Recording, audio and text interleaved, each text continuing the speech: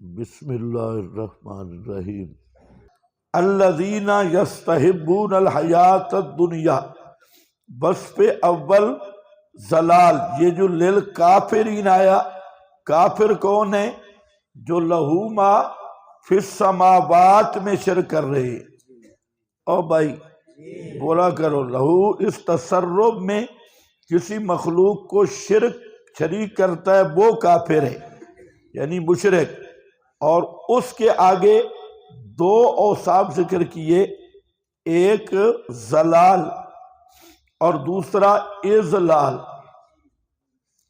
زلال الذین یستحبون، یحبون لفظ ہے، یستحبون یہ اس میں مبالغہ ہے، سین تا کی زیادت کی گئی ہے، اور یہی ہے زیادت المبانی تدل علی زیادت المعانی۔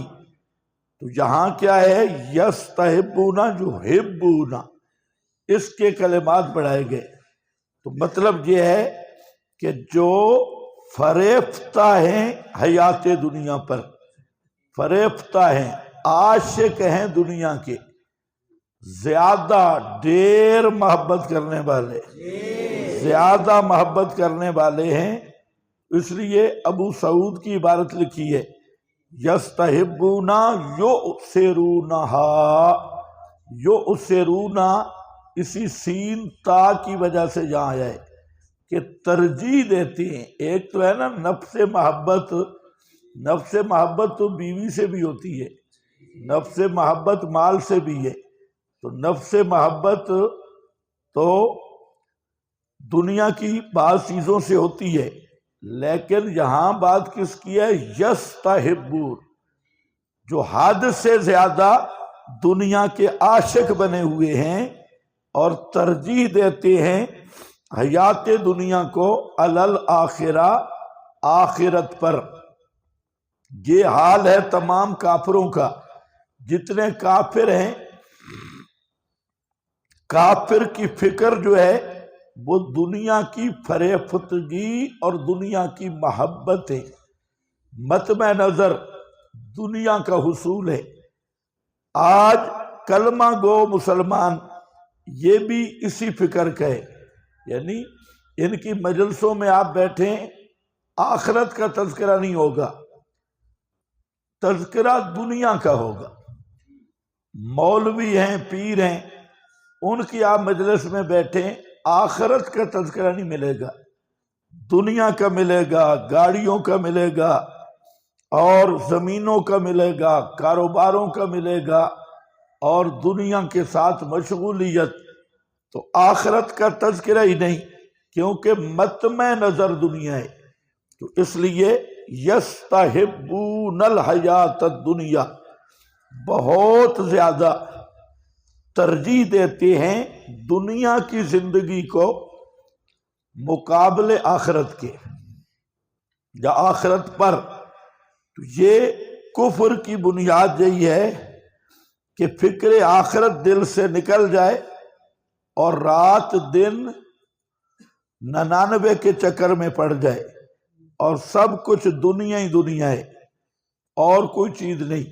حدیث میں ہے، کل من آثرت دنیا بزہرتہا واستحب البقاء فی نعیمہا علی النعیم فی الآخرہ، جو آدمی دنیا کو ترجیح دے اور اس کی رونقوں کو اور بقا کو پسند کرے، اور اس دنیا والے نعمتوں میں آخرت کے مقابلے وصد عن سبیل اللہ صرف الناس عنہ وہو دین اللہ الذی جاءت بہ الرسل، لوگوں کو اللہ کے دین سے روک کے ابن عباس وغیرہ فہو داخل فی هذه الآیہ وقد قال، قد قال سے جہاں سے حدیث شروع ہو رہی ہے، پہلے وہ تفسیر ہے۔ تو فرمایا ان اخوف ما اخاف علی امتی، نبی پاک علیہ السلام فرماتے ہیں سب سے زیادہ مجھے ڈر ہے اپنی امت پر الائمۃ المضلون، گمراہ مولویوں سے، گمراہ حکمرانوں سے۔ ائمہ کا لفظ دونوں چیزوں کے لیے، مولوی بھی حکمران بھی۔ تو یہ مضل گمراہ کرنے والے، اور وما اکثر ما ہم فی هذه الازمان واللہ المستعان۔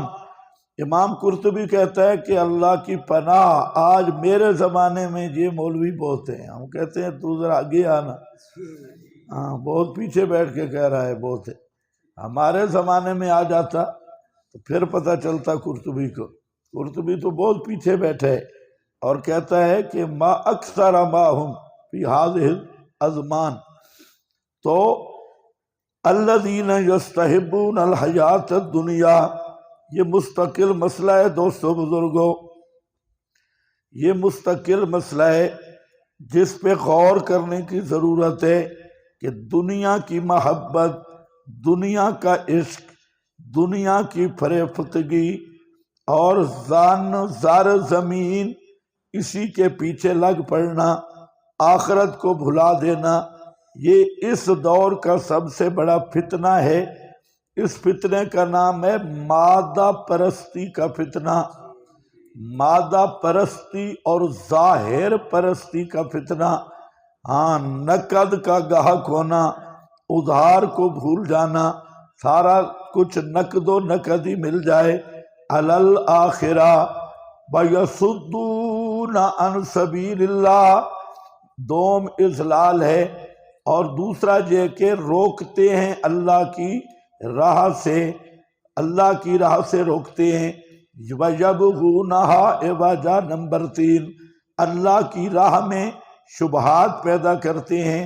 عوجاً سے مراد شبہات ہیں، تلاش کرتے ہیں، کجی ہے نہیں کجی، اللہ کی راہ تو ہے صراط العزیز الحمید، وہ صراط مستقیم ہے۔ صراط مستقیم کہتے ہی اس کو ہے جس میں کوئی موڑ ہو ہی نہیں، لیکن یہ چوہے لگے ہوئے ہیں کہ کسی طریقہ سے کوئی موڑ تلاش کریں، کجی اور ٹیڑھا پن تلاش کریں جو مل نہیں سکتا اور ہو بھی نہیں سکتا۔ 3 اوصاف آگے، یہ 3 اوصاف جس میں بھی ہوں، کلمہ گو میں ہوں، یا یہ 3 اوصاف غیر کلمہ گو میں ہوں، یہ سب کو آیت شامل ہے۔ یہ نہیں ہے کہ کافروں کے حق میں نازل ہوئی ہے، تو کافروں کے حق میں نازل ہوئی، لیکن جو صفات پہ حکم لگا ہے، اگر یہ صفات کلمہ گو میں بھی ہوئی تو اس کو بھی حکم شامل ہوگا۔ اولئک فی ضلال بعید، 2 طبقے اس وقت ایسے ہیں، ایک ملحدین ہیں، ملحدین کا سب سے بڑا مطمع نظر دنیا ہے، اور آخرت کے وجود باری کا انکار کرتے ہیں، اور اس انکار کی وجہ بھی دنیا ہی ہے۔ اپنے آپ کو مطمئن کرتے ہیں۔ اب ایک آدمی کفر شرک گندگی میں مبتلا ہو تو اسے ضمیر ملامت کرتا ہے، لیکن جو ملحد ہے، شیطان نے اسے لگایا کہ اللہ ہے ہی نہیں، جب وجود باری کا ہی منکر ہے تو اس کا ضمیر کو وہ مطمئن کر رہا ہے کہ جو مرضی گناہ کرو اللہ کوئی نہیں ہے، لہٰذا یہ کائنات خود بخود بنی ہے۔ تو دراصل وہ یہی یستحبون کا مریض ہے، اور اپنے دل کی تسکین کے لیے وجود باری کا انکار کر رہا ہے۔ یہ بات غور سے سنو۔ اور دوسرا روشن خیال طبقہ ہے، جس میں پرویزی، نیچری، یہ کلمہ گو ہیں جو وجود باری کے تو قائل ہیں، لیکن شریعت کو انہوں نے بدل دیا ہے اپنی خواہش کے مطابق، اور شریعت نئی تیار کی ہے، تو وہ لوگوں کو اصل دین سے روکتے ہیں، اس لیے وہ حدیث سے بھی آزاد ہیں، فقہ سے بھی آزاد ہیں، اور قرآن کا من مانی مطلب لے کر اپنے ترجمے کر کے احکام سے فارغ، نماز کی چھٹی، روزوں کی چھٹی، صدقہ زکوٰۃ کی چھٹی، حدود کی چھٹی، ہر چیز کی چھٹی، وہ مسلمان بھی ہیں اور اسلام کو بھی الٹا کر دیا ہے، یعنی ہر وقت ان کی تلاش یہ ہے کہ کسی طرح اسلامی احکام کو ختم کیا جائے۔ یبغونہا عوجا کا ایک معنی یہ بھی ہے، اولئک فی ضلال بعید، ثمرہ دنیا بھی یہ ہے، یہی لوگ ہیں بیچ گمراہی دور کے۔ وما ارسلنا من رسول الا بلسان قومہ، متعلق ہے دعویٰ صورت کے ساتھ کہ نہیں بھیجا ہم نے کسی رسول کو مگر اس کی قوم کی زبان کے ساتھ، بلسان قومی، لیبین لہم، مقصد بعثت انبیاء، تاکہ بیان کریں کھول کھول کر ان کی زبان میں، فیضل اللہ، پس گمراہ رکھتا ہے اللہ جس کو چاہے اور ہدایت دیتا ہے اللہ جس کو چاہے، وہی غالب حکمت والا ہے۔ وما ارسلنا من رسول، نہیں بھیجا ہم نے کوئی رسول مگر اس کی زبان، اس کی قوم کی زبان کے ساتھ، کیونکہ رسول کا مقصد کیا ہوتا ہے؟ دعوت، اور دعوت تب ہو سکتی ہے کہ افہام و تفہیم ہو، اور اگر قوم کی زبان پشتو ہو، رسول عربی ہو، یا رسول پشتو والا ہو اور قوم سرائکی ہو، وہ کیسے سمجھے گی؟ تو افہام و تفہیم، اس لیے فرمایا لیبین لہم، تاکہ بیان کرے احکام الہیہ کو، مسئلہ کو، لہم، ان کے لیے، ان کی زبان میں، ان کی زبان میں۔ یہاں اشکال بڑا ہے، دو طرح اشکال ہے۔ ایک فرقہ نے کہا، جیسے میں نے آپ کو بتایا تھا وحدت الادیان،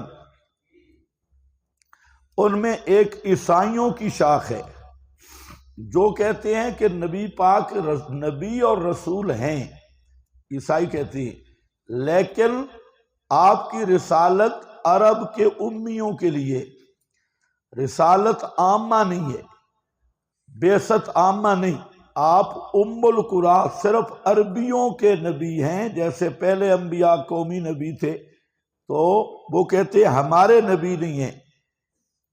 کیا سمجھ رہے ہو؟ تو اس آیت سے انہوں نے استدلال کیا کہ ہر رسول کو ان کی زبان، قوم کی زبان میں بھیجا جاتا ہے تاکہ وہ ان کو سمجھائے۔ تو آپ کون تھے؟ عربی تھے، تو عرب آپ کی قوم ہے، لہذا آپ کا بعث عرب کی طرف ہوا ہے، نہ کہ بنی اسرائیل یا پوری دنیا کی طرف۔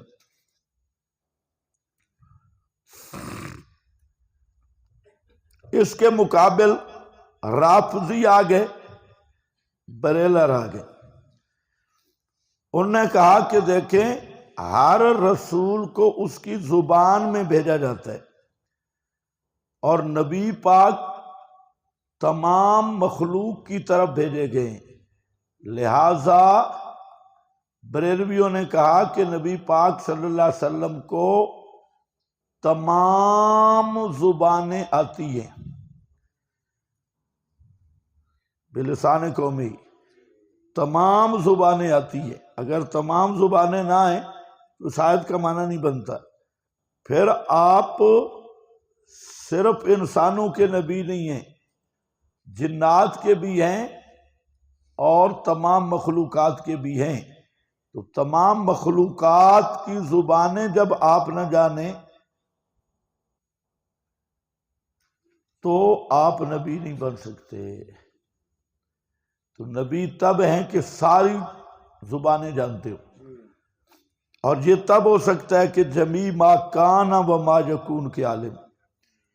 اور پھر آپ نے پڑھا ہے، شیعوں نے کہا امام بھی، وسیع بھی وہ ہوتا ہے جو تمام زبانیں جانے۔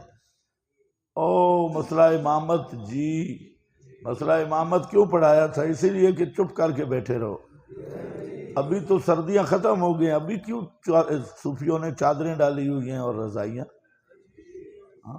ابھی کون سی سردی ہے؟ ہاں کھل کر بیٹھا کرو، کچھ پتہ چلے بھئی میں زندوں میں بیٹھا ہوں یا قبرستان میں بات ہو رہی۔ ہاں تو بلسان قومی، انہوں نے کہا امام وسیق بھی تمام السنہ اور زبانیں جانتے ہیں، اسی آیت سے لیے شیعوں نے بھی۔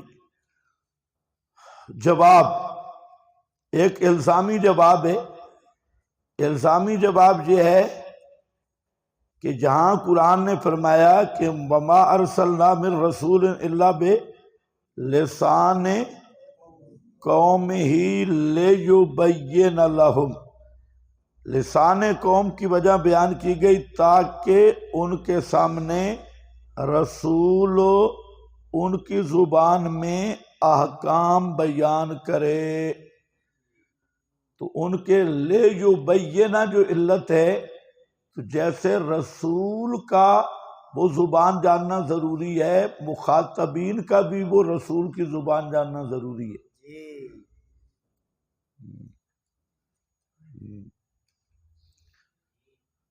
تو پھر رسول کا غیر عربی میں کوئی بیان ہے؟ قرآن کی زبان میں ہے، عربی میں ہے۔ تو اگر یہی ضابطہ ہے پھر قرآن بھی آنا چاہیے تھا پشتو میں، یعنی 36,000 زبانوں میں قرآن اترنا چاہیے تھا۔ بلسان قومی کا اگر یہی معنی ہے تو ہر زبان میں قرآن آنا چاہیے تھا تاکہ لے جو بینا کہ رسول بیان کرے۔ اگر رسول کو وہ زبان آتی ہو تو پھر کیوں آتی ہو؟ صرف جاننے کے لیے یا بیان کرنے کے لیے؟ بیان کہاں کیا؟ تو پھر تو 36,000 37,000 جتنی زبانیں ان میں قرآن اترنا چاہیے تھا، جبکہ انزلناہ قرآنا عربیہ، قرآن عربی میں ہے۔ ایک تحقیقی بات یہ ہے کہ رسول کا لسان قوم ہی میں ہونا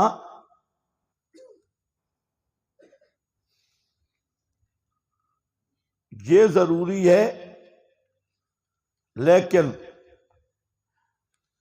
ہر قوم کی زبان جاننا یہ بھی ضروری نہیں، اور صرف لسان قوم ہی ہونا بھی ضروری نہیں۔ صرف محض لسان قومی ہونا بھی ضروری نہیں ہے، یعنی صرف اپنی قوم کی زبان جاننے سے نبوت اور رسالت بھی قوم کے ساتھ خاص ہو، یہ ضروری نہیں۔ بلسان قومی ہونا الگ بات ہے، نبوت اور رسالت کا خاص بالقوم ہونا الگ بات ہے، یہ دونوں جدا جدا ہے۔ اور نبی کریم علیہ السلام کی زبان بھی اپنی قوم کی تھی، آپ کی قوم عرب ہے، بلسان قومی، تو آپ کی قوم عرب ہے، امت پوری کائنات ہے، تو یہاں بلسان قوم ہی آیا ہے، بلسان امت ہی نہیں آیا۔ سمجھے ہو کہ نہیں؟ کوئی تو سمجھ ہی جاؤ، بلسان قوم ہی آیا ہے، بلسان امت ہی نہیں۔ تو قوم آپ کی عرب ہے، بعثت آپ کی لکل الناس ہے، سب کے لیے، اور قرآن عربی میں آیا، یہ آپ کی قومی زبان تھی، اسی میں آیا، اور حجازی لغت پہ نازل ہوا کیونکہ یہی بلسان قومی ہی تھا۔ اور اب مسئلہ یہ ہے کہ اللہ تعالیٰ کی یہ بھی حکمت ہے کہ قرآن کو اور پیغمبر آخر الزمان کو عرب میں، عربی زبان میں احکام، نبی عربی، قرآن عربی، اس لیے کہ قرآن ام الالسنہ ہے اور تمام زبانوں کی ماں ہے اور اشرف الالسنہ ہے۔ تو مطلب یہ ہے اولین خطاب قوم کو، اور پھر قوم کے ذریعے عمومی خطاب پوری کائنات کو، جیسے آپ نے عرب میں پیغام دیا عربیوں کو، اور پھر وہی پوری دنیا میں آج قرآن انگلش میں بھی موجود ہے، ترجمہ فارسی میں بھی ہے، پشتو میں بھی ہے، اردو میں بھی ہے۔ تو مقصد یہ تھا کہ نزول تو ایک بولی میں ہوگا، لیکن کیونکہ وہ لسان قوم ہے، پھر پیغام چونکہ للناس ہے تو اس کی تشریح، اس کے تراجم پوری زبان میں ہوں گے تاکہ مقصد حاصل ہو۔ لِيُبَيِّنَ لَهُمْ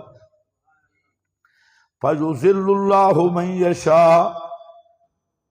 تاہم یہاں ایک شبہ کا اظہار ہے کہ اللہ نے جو رسول بھیجا وہ بلسان قومی، اس کی قوم کی زبان میں،